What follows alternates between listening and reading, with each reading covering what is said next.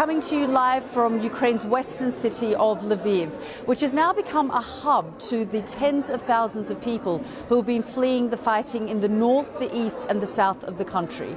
Well, as we've been reporting, the Russian Defense Ministry, through the Russian media, has announced a partial ceasefire in two southern cities of Ukraine that have experienced intense shelling over the past few days.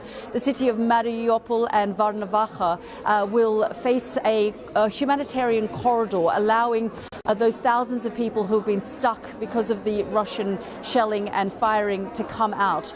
Although earlier I spoke to Ukrainian officials who said they're still waiting to get the buses and the various other means to get the civilians out of the city. Well, Dan Johnson has the very latest.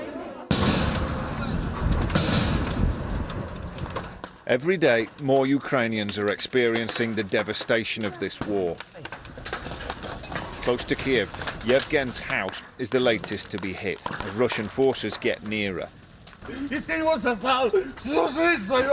the fire started with a sudden explosion in his children's bedroom. They'd gone to the shops just 10 minutes earlier.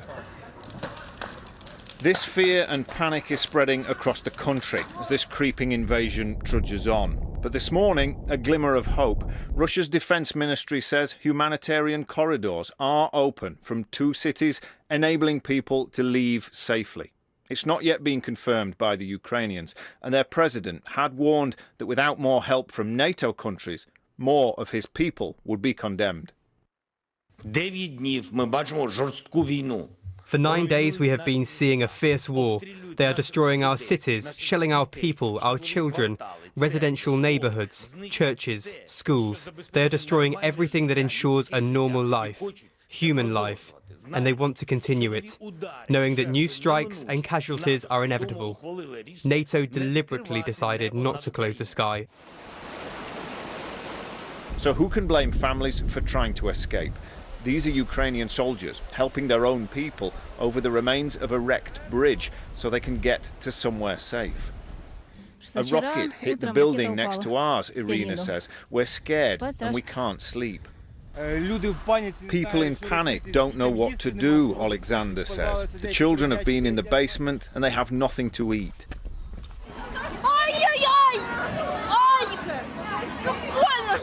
So this was Kiev station yesterday. It's become a sending off point for separating families heading further west. Fathers, sons and brothers are being left behind to fight. The UN says 1.2 million people have now left the country. And yesterday we saw the real risk of more than just people crossing Ukraine's borders. An explosion and fire next to the country's biggest nuclear power station underlined the potential for this conflict to spiral.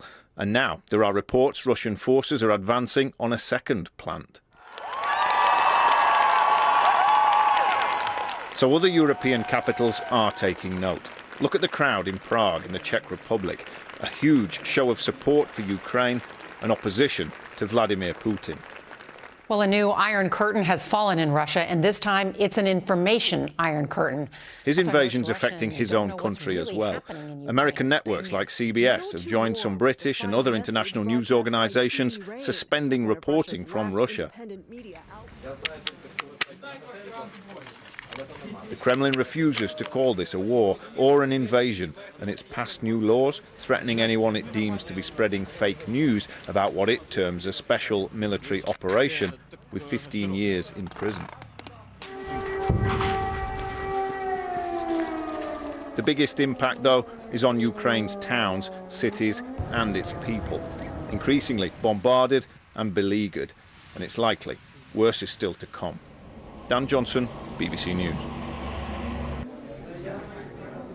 Well, as Dan was saying there in his piece, it really is the civilians who are suffering and struggling as they're caught up in the ongoing fighting. But that humanitarian corridor has temporarily opened up. And earlier I spoke to the deputy mayor of Mariupol, Sergei Orlov, who said that those people trying to evacuate claim that the fighting still continues. Have a listen.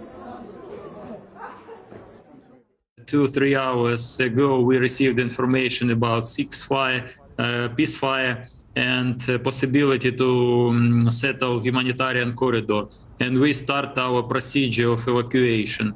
It has a lot of difficulties because city is still without any communication, electricity, cellular phone, and so on, other utilities. But anyway, we inform our people with all possibilities. So we prepared 50 municipal buses. It's big buses, I think up to 100 person each. So that's why up to 5,000 or 6,000 citizens will be able to evacuate. When I am providing this interview, the situation changes. So I received information that in Mariupol ceasefire started, but there is some conflict and fights on Zaporizhia region. That's why we are waiting to start in ceasefire during all the humanitarian corridor from Mariupol to Zaporizhia. The situation is changes, but we believe we'll be able to realize our plan for today. And we know that the ceasefire is going to last for about 5 hours today, and you need to get at least 200,000 people out of the city, civilians who are stuck. Do you think this ceasefire will extend into tomorrow? We believe in that, and I know that Ukrainian government worked to do 1 or 2 or 3 ceasefire more, and we work on it. I'm sure it will be realized. Just tell us the situation on the ground in Mariupol, because of course it's come under heavy shelling in the last few days. Tell us what the civilians there are going through. The situation is terrible and awful because city is under continuous bombing and shelling. As I told before, Russian army use all kind of weapons it has. So they use artillery, tactic rockets, multiple launch rocket systems, etc. At night, Russian airplane bombed the city, all the districts of the city. That's why city municipal infrastructure are destroyed hour by hour, second by second. The city looks like destroyed at the moment. Yeah, and you talked about these 50 buses. Have you managed to get them into Mariupol, or are you still waiting? No, we didn't have confirmation that all the road is safe. The road exactly from Mariupol is safe, but during the road there are some points that are under contact, and we are waiting of confirmation to all the road. So you're waiting to hear. Are you speaking directly to the Russian side about this, or are you speaking to the Ukrainian army? Not us, not municipality, not us. There are some representatives of Ukrainian government who communicate, and we communicate directly to the governor of Donetsk region. It's under his control, always organized. So can I just get some clarity? At the moment, people haven't started to leave Mariupol as yet. In organized way, no. I think some people are started to leave by their private cars, but in organized way by buses, no.